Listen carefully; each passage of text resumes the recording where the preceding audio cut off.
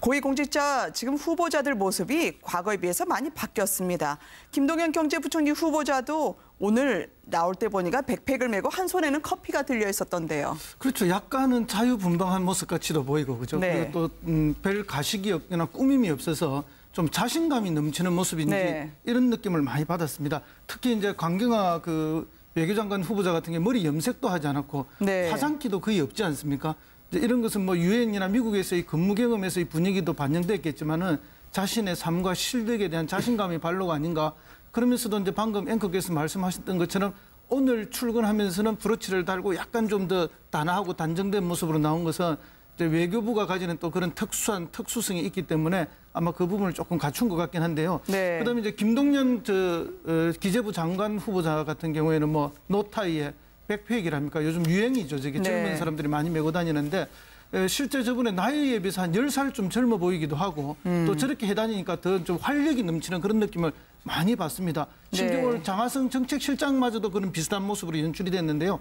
이런 이제 그 청와대나 내각의 장관들의 이런 모습은 아무래도 이제 대통령의 그런 그 모습, 리더의 모습에 따라서 전체적으로 좀 영향을 받는 것이 아닌가. 네. 결국 리더가 만드는 분위기가 전체의 분위기를 좀 영향을 주고 이끌어가는 것이 아닌가 하는 그런 느낌을 많이 받아서 조금 네. 신선하기도 하고 좋습니다. 전 개인적으로 김동연 후보자에 대해서 좀 말씀드리면요. 네. 저분이 어쨌든 현직 의원들을 굉장히 많이 만났습니다. 이유가 뭐냐면요.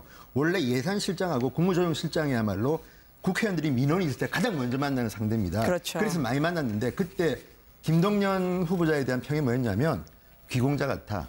부잣집 아들 도련님이네. 뭐 그런 거였는데 그 뒤에 저분이 어떻게 살았는가를 알고 국회의원들이 깜짝 놀란 적이 있습니다. 네. 뭐 이미 언론에 보도가 많이 했지만 판잣집에서 커서 소년 가장을 하면서 야간대학원에서 고시화된 분입니다. 그런데도 불구하고 저런 젊은 모습은 뭐냐면 지금 아주대 총장을 하고 있습니다. 네. 학생들하고 캠퍼스에서 뒹구는 분이고요. 또 자기 연봉의 반을 갖다가 거의 9천만 원에 상당하는 돈을 기부금으로 장학금으로 내고 있다는 거 아닙니까? 그런 걸 보면 지금 저분이 젊게 보이는 것은 아마도 대학교에 있기 때문에 총장이기 때문에 그런 거 아닌가 싶기도 하고요. 또 하나는 지금 문재인 대통령의 모습이 본인도 말했지만 사실은 정상적인 모습입니다. 네. 그게 대통령의 모습이고 지금 저 장면도 총장이 저런 모습이 사실 정상 아니겠습니까? 그래서 저는 이제 좀 정상화되고 있는 과정 아닌가 하는 생각이 듭니다. 네. 과거 이제 박원순 서울시장이 선거 때 백팩 메고 다녀가지고 그 또 많은 사람들한테 호응을 얻었잖아요. 좀 활기차고 좀 젊은 이미지를 보여줄 수 있는 그런 뭐 상징적인 장면이라고 생각되고요. 네. 우리 이제 미국 대통령들 보면은 아마 부시 대통령 같은 경우에는 그 스폰지 같은 폭신폭신한 슬리퍼 같은 거를 신고 다녀가지고 그게 전 세계적으로 유행이 되기도 했었고 오바마 대통령은 또 백팩의 어찌 보면 원조라고도 할 수 있는데 백팩 네. 자주 메고 다녔거든요. 그 브랜드가 전 세계에서 엄청난 히트를 치기도 했습니다. 그러니까 대통령이 뭐 어떤 패션을 가지고 있느냐 이것도 중요하지만 네. 그 대통령의 이미지가 그 패션에 더 치워졌을 때 그 대통령을 닮고 싶어하는 사람들이 그 패션을 좀 더 소비하는 이런 현상들이 나타나는 거거든요. 네. 그러니까 지금 이렇게 활기찬 모습을 보이더라도 나중에 아마 정책을 잘하고 정치를 잘하면 저것도 큰 유행이 되지 않을까 그런 생각이 듭니다. 젊고 일하는 이미지로 달라지고 있는 것 같아요. 자꾸 옛날 생각하면 안 되긴 하는데 이 언덕길에 자전거 타고 세월호 일보를 관저로 날렀던 그 불통의 이미지와 비교가 되면 안 될 것 같은데요. 양복의 백팩, 노타이예요. 오늘 광화문 광장에도 보면 오후에 난데없이 파란 컨테이너가 들어섰습니다. 아니 이 파란 컨테이너 정체가 뭘까 했더니 국민들이 채워주세요. 이 정책 건의를 하는 광화문 1번가가 저렇게 손에 잡히게 들어왔네요. 예. 강화문 1번가는 이제 지금 그 국정기획위원회 안에 이제 별도로 네. 이제 국민과의 직접 소통 인수위원회격이죠. 네. 받기 위한 하나의 이제 기구인데 온 오프라인 두 가지로 이제 운영이 됩니다. 네. 온라인으로 운영되는 것은 이제 뭐 컴퓨터에 그 홈페이지가 개설이 됐죠. 네. 그리고 이제 이건 오프라인 상으로 이제 이렇게 하는 건데요. 네. 저기에서 뭐 여러 가지 뭐 국민 대통령 자기 의견을 말하는 국민 마이크 코너라든지 또 대통령과 함께 읽고 싶은 책을 이야기한다든지 네. 이런 여러 가지 컨텐츠를 준비한 것 같습니다. 근데 이건 이제 직접 소통이죠. 그리고 네. 이제 결국 저 광화문의 그 공원에서 이제 여러 가지 행사들을 통해서 직접 소통하는데 광화문 촛불 정신들을 실질적으로 이제 인수위 과정 동안에 네. 실제 인수위는 아니지만 인수위 유사한 거니까 인수위를 대신하는 거니까 그대로 이제 흡수하겠다 하는 그런 게 있고요. 마지막에는 이제 대통령까지도 직접 참석해서 네. 그런 이제 직접 소통의 장을 마련하는 것으로 그렇게 알고 있습니다. 현장으로 내려오는 소탈하면서도 바로 국민에게 다가가는 정치를 볼 수 있는 걸까요? 그러니까 국민 참여 정치의 한 방법이다. 저는 그렇게 생각하는데요. 굉장히 의미가 있다고 저는 생각합니다. 왜냐하면 대통령이나 정부를 한번 대통령을 선출하고 정부를 구성하면 5년 동안 국민의 목소리를 듣든지 안 듣든지 그거는 곧 대통령의 의지나 정부의 의지처럼 받아들여졌습니다. 그러니까 국민은 국민의 선택이나 국민의 목소리를 전달할 방법이 별로 마땅치가 않았거든요. 근데 저런 방식으로 국민들이 어떤 의안이라든가 국민들의 정책이나 이런 것들을 제안하고 그걸 또 정부가 적극적으로 수용하는 거 일종의 이제 참여 정치의 한 방법이다. 그리고 지금 우리가 가지고 있는 이 대의민주주의 체제의 어떤 구멍이라든가 이런 허점들을 메워줄 수 있는 방법이기 때문에 이런 전 세계에서 이런 방식들을 많이 선택하는데요. 최근에 스위스에서 국민투표를 통해서 원전을 이제 우리 없애겠다, 탈원전하겠다 이렇게 선언을 하지 않았습니까? 그것도 역시 선거 기간이 아닌데 국민들한테 투표를 통해서 물어보는 겁니다. 이게 이제 대의민주주의의 어떤 한계점들을 보완하는 전 세계에서 일어나고 있는 하나의 운동 중에 하나거든요.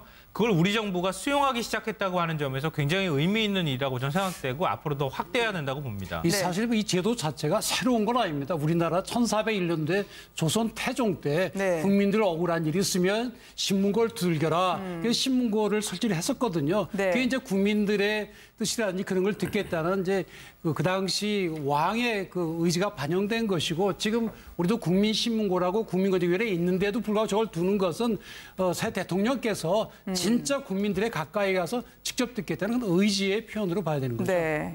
컴퓨터에 그 홈페이지가 개설이 됐죠. 그리고 이제 이건 오프라인상으로 이제 이렇게 하는 건데요. 저기에서 뭐 여러 가지 뭐 국민 대통령 자기 의견을 말하는 국민 마이크 코너라든지 또 대통령과 함께 읽고 싶은 책을 이야기한다든지 이런 여러 가지 컨텐츠를 준비한 것 같습니다. 근데 이건 이제 직접 소통이죠. 그리고 이제 결국 저 광화문의 그 공원에서 이제 여러 가지 행사들을 통해서 직접 소통하는데 광화문 촛불 정신들을 실질적으로 이제 인수위 과정 동안에 실제 인수위는 아니지만 인수위 유사한 거니까 인수위를 대신하는 거니까 그대로 이제 흡수하겠다 하는 그런 게 있고요. 마지막에는 이제 대통령까지도 직접 참석해서 그런 이제 직접 소통의 장을 마련하는 것으로 그렇게 알고 있습니다. 현장으로 내려오는 소탈하면서도 바로 국민에게 다가가는 정치를 볼 수 있는 걸까요? 그러니까 국민 참여 정치의 한 방법이다. 저는 그렇게 생각하는데요. 굉장히 의미가 있다고 저는 생각합니다. 왜냐하면 대통령이나 정부를 한번 대통령을 선출하고 정부를 구성하면 5년 동안 국민의 목소리를 듣든지 안 듣든지 그거는 곧 대통령의 돈을 갖다가 거의 9천만 원에 상당하는 돈을 기부금으로 장학금으로 내고 있다는 거 아닙니까? 그런 걸 보면 지금 저분이 젊게 보이는 것은 아마도 대학교에 있기 때문에 총장이기 때문에 그런 거 아닌가 싶기도 하고요. 또 하나는 지금 문재인 대통령의 모습이 본인도 말했지만 사실은 정상적인 모습입니다. 그게 대통령의 모습이고 지금 저 장면도 총장이 저런 모습이 사실 정상 아니겠습니까? 그래서 저는 이제 좀 정상화되고 있는 과정 아닌가 하는 생각이 듭니다. 그러니까 과거 이제 박원순 서울시장이 선거 때 백팩 메고 다녀가지고 그것도 많은 사람들한테 호응을 얻었잖아요. 좀 활기차고 좀 젊은 이미지를 보여줄 수 있는 그런 뭐 상징적인 장면이라고 생각되고요. 우리 이제 미국 대통령들 보면은 아마 부시 대통령 같은 경우에는 그 스폰지 같은 폭신폭신한 슬리퍼 같은 거를 신고 다녀가지고 그게 전 세계적으로 유행이 되기도 했었고 오바마 대통령은 또 백팩의 어찌 보면 원조라고도 할 수 있는데 백팩 자주 메고 다녔거든요. 그 브랜드가 전 세계에서 엄청난 히트를 치기도 했습니다. 그러니까 대통령이 뭐 어떤 패션을 가지고 있느냐 이것도 중요하지만 그 대통령의 이미지가 그 패션에 더 치워졌을 때 그 대통령을 닮고 싶어하는 사람들이 그 패션을 좀 더 소비하는 이런 현상들이 나타나는 거거든요. 그러니까 지금 이렇게 활기찬 모습을 보이더라도 나중에 아마 정책을 잘하고 정치를 잘하면 저것도 큰 유행이 되지 않을까 그런 생각이 듭니다. 젊고 일하는 이미지로 달라지고 있는 것 같아요. 자꾸 옛날 생각하면 안 되긴 하는데 이 언덕길에 자전거 타고 세월호 일보를 관저로 날렀던 그 불통의 이미지와 비교가 되면 안 될 것 같은데요. 양복에 백팩, 노타이예요. 오늘 광화문 광장에도 보면 오후에 난데없이 파란 컨테이너가 들어섰습니다. 아니 이 파란 컨테이너 정체가 뭘까 했더니 국민들이 채워주세요. 이 정책 건의를 하는 광화문 1번가가 저렇게 손에 잡히게 들어왔네요. 광화문 1번가는 이제 지금 그 국정기획위원회 안에 이제 별도로 이제 국민과의 직접 소통 인수위원회격이죠. 받기 위한 하나의 이제 기구인데 온 오프라인 두 가지로 이제 운영이 됩니다. 온라인으로 운영되는 것은 이제 뭐 고위공직자 지금 후보자들 모습이 과거에 비해서 많이 바뀌었습니다. 김동연 경제부총리 후보자도 오늘 나올 때 보니까 백팩을 메고 한 손에는 커피가 들려 있었던데요. 그렇죠. 약간은 자유분방한 모습같이도 보이고 그죠. 네. 그리고 또 별 가식이 없거나 꾸밈이 없어서 좀 자신감이 넘치는 모습인지 네. 이런 느낌을 많이 받았습니다. 특히 이제 강경화 그 외교장관 후보자 같은 게 머리 염색도 하지 않았고 네. 화장기도 거의 없지 않습니까? 이제 이런 것은 뭐 유엔이나 미국에서의 근무 경험에서의 분위기도 반영됐겠지만은 자신의 삶과 실력에 대한 자신감의 발로가 아닌가. 그러면서도 이제 방금 앵커께서 말씀하셨던 것처럼 오늘 출근하면서는 브로치를 달고 약간 좀 더 단아하고 단정된 모습으로 나온 것은 이제 외교부가 가지는 또 그런 특수성이 있기 때문에 아마 그 부분을 조금 갖춘 것 같긴 한데요. 네. 그다음에 이제 김동연 기재부 장관 후보자 같은 경우에는 뭐 노타이에 백팩이랍니까? 요즘 유행이죠. 저게 젊은 네. 사람들이 많이 메고 다니는데 실제 저분의 나이에 비해서 한 10살 좀 젊어 보이기도 하고 또 저렇게 해다니니까 더 좀 활력이 넘치는 그런 느낌을 많이 받습니다. 심지어 네. 오늘 장하성 정책실장마저도 그런 비슷한 모습으로 연출이 됐는데요. 이런 이제 그 청와대나 내각의 이 장관들의 이런 모습은 아무래도 이제 대통령의 그런 그 모습, 리더의 모습에 따라서 전체적으로 좀 영향을 받는 것이 아닌가. 네. 결국 리더가 만드는 분위기가 전체의 분위기를 좀 영향을 주고 이끌어가는 것이 아닌가 하는 그런 느낌을 많이 받아서 조금 네. 신선하기도 하고 좋습니다. 전 개인적으로 김동연 후보자에 대해서 좀 말씀드리면요. 네. 저분이 어쨌든 현직 의원들을 굉장히 많이 만났습니다. 이유가 뭐냐면요. 원래 예산실장하고 국무조정실장이야말로 국회의원들이 민원이 있을 때 가장 먼저 만나는 상대입니다. 그렇죠. 그래서 많이 만났는데 그때 김동연 후보자에 대한 평이 뭐였냐면 귀공자 같아.